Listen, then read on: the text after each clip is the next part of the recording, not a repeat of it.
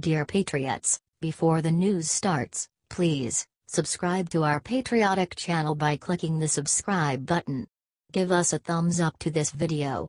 Don't forget to leave your opinion below in the comments section. Share the news on Facebook and Twitter so you friends see it. Thank you. Hannity gets the perfect revenge against Media Matters for trying to pull his funding. The liberal group Media Matters target businesses and pressure them into dropping the conservative journalists that they sponsor.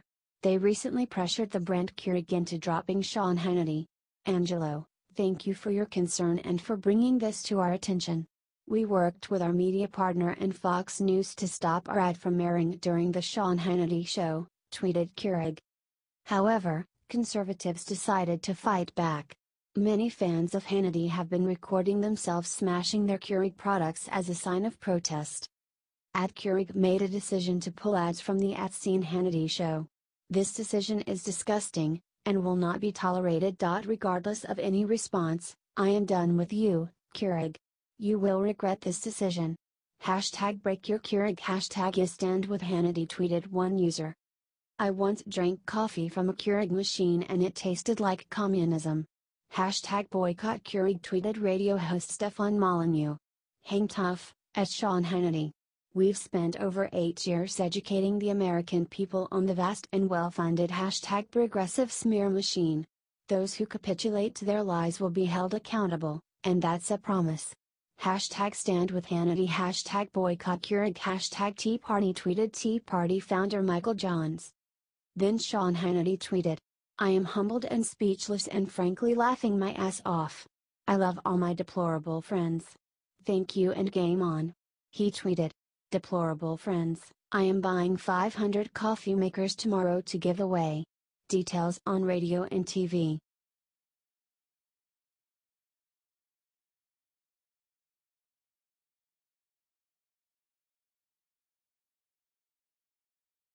Whoopi Goldberg abruptly ends interview after being asked about her sexual harassment. The View host Whoopi Goldberg was in an interview with iHeartRadio's Dominic Nadi to talk about her ugly Christmas sweaters. However, Nadi quickly changed the topic to ask if she had ever been sexually harassed, since that is a hot topic in Hollywood. No, honey, responded Whoopi Goldberg. Suddenly Goldberg's publicist jumped in.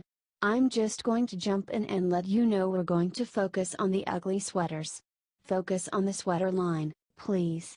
As I warned you before the call, said the publicist as Goldberg sat there quietly. And suddenly, the interview was abruptly ended. Why was she so scared of the question? She spoke against sexual harassment in Hollywood during a different interview with The Hollywood Reporter. People in power, be they men or women, always prey on people who they know won't tell, said Goldberg in an interview with Stephen Colbert. It's all coming, and what's happening is women are taking back the narrative, because they're saying, look, we're going to make it dangerous for you to sexually assault us and sexually abuse us. You're going to lose your power base if you do that from now on, because women are starting to speak, Goldberg said. Gay folks are coming out saying, hey, this happened to me too. So it's an issue that isn't about sexuality. It's about power. And when you prey on the weak, the stronger of us have to stand with the weak and say, we got your back, and that's what's happening now. I think it's great, she said.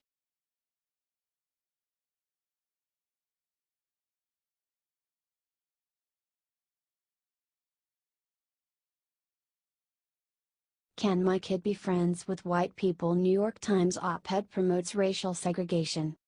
Professor Rika Yanka from Yeshiva University wrote an op-ed for the New York Times encouraging parents to teach their children not to trust white people and to stay away from them? Why? Because some white people voted for Donald Trump. My oldest son, wrestling with a 4-year-old's happy struggles, is trying to clarify how many people can be his best friend, he wrote. He then discussed how he tried to teach his son to be more hateful because of politics. But even a child's joy is not immune to this ominous political period. This summer's images of violence in Charlottesville, Virginia, prompted an array of questions. People hate others because they are different, he wrote. A childish but distinct panic enters his voice. But I'm not different. It is impossible to convey the mixture of heartbreak and fear I feel for him. Donald Trump's election has made it clear that I will teach my boys the lesson generations old, one that I for the most part nearly escaped. I will teach them to be cautious, I will teach them suspicion, and I will teach them distrust. Much sooner than I thought I would, I will have to discuss with my boys whether they can truly be friends with white people, he wrote. In other words, he is a despicable racist who is trying to make his children hate the world and be racist themselves. The Reverend Dr. Martin Luther King Jr.'s famous dream of black and white children holding hands was a dream precisely because he realized that in Alabama, conditions of dominance made real friendship between white and black people impossible, he wrote.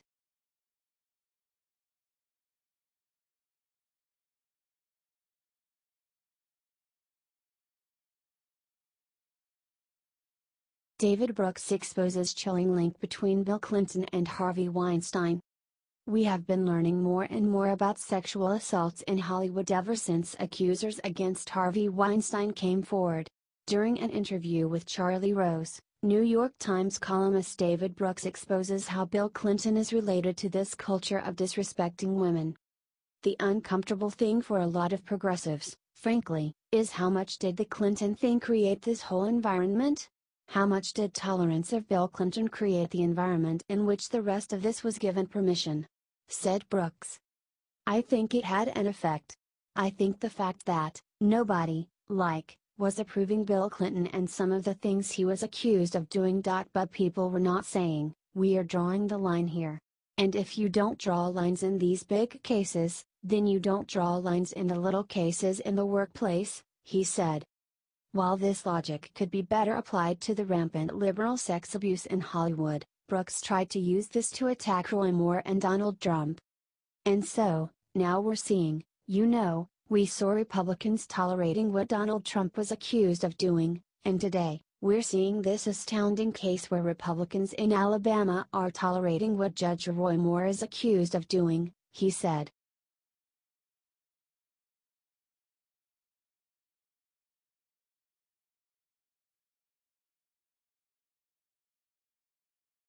Al Sharpton attacks President Trump for making everything about race.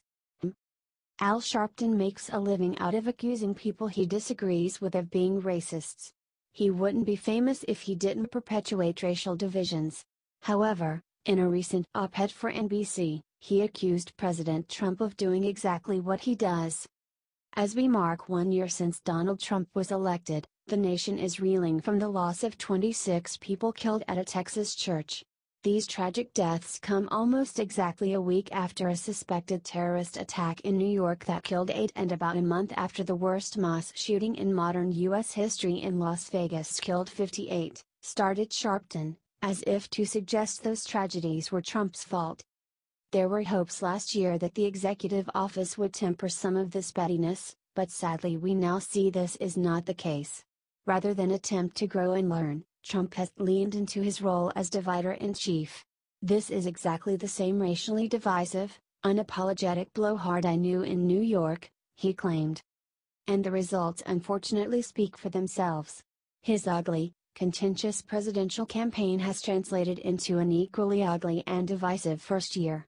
Whether it's attacking Congresswoman Frederica Wilson following the tragic deaths of 4 soldiers in Niger, hesitating to condemn white supremacist violence in Charlottesville, advocating for the firing of NFL players exercising their First Amendment rights, or politicizing terrorist attacks, Trump's time in office has only made this country more polarized, wrote Sharpton. Obama was an extremely divisive president too, but he doesn't care because he agreed with Obama. And of course, we all know why Al Sharpton wouldn't say something bad about Obama.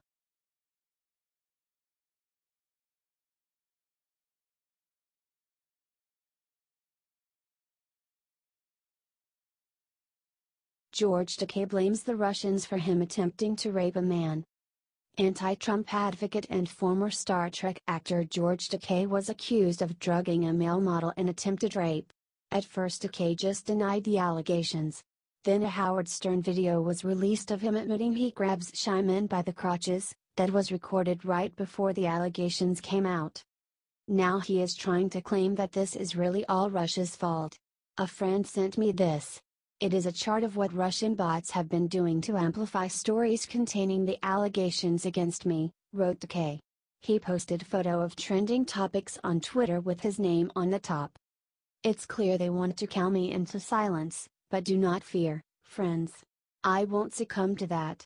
By way of background, when I criticized Putin's anti-LGBT policies publicly, Russian bots attacked my Facebook page relentlessly, and we had to develop special security measures and ban all traffic from within the Russian Federation and the Ukraine. I am accustomed to their practices, he wrote. Does any of this change the Howard Stern interview? Does any of this change the allegations against him? Not at all. But he continues to deny. He apparently realized how stupid those tweets made him look, and he deleted them. Right now it is a he said situation, over alleged events nearly 40 years ago. But those that know me understand that non-consensual acts are so antithetical to my values and my practices. The very idea that someone would accuse me of this is quite personally painful, he tweeted.